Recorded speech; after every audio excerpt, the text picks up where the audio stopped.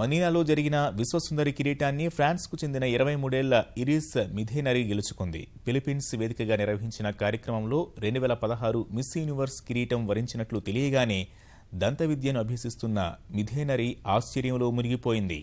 అందరిలాగే అమితానందంతో విశ్వసుందరి కిరీటాన్ని ధరించింది. ఉత్తర ఫ్రాన్స్లోని లిల్లే అనే చిన్న పట్టణంలో జన్మించిన మిథేనరీ ఆటలంటే తనకెంతో ఇష్టమని తెలిపింది. ప్రజలకు దంత శుభ్రతపై అవగాహన కల్పిస్తానని ప్రకటించింది.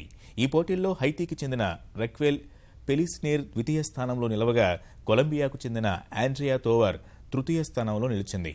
భారత్ తరఫున పోటీలో పాల్గొన్న మిస్ ఇండియా రోష్మిధా హరిమూర్తి టాప్ 10 సైతం చోటు దక్కించుకోలేకపోయింది.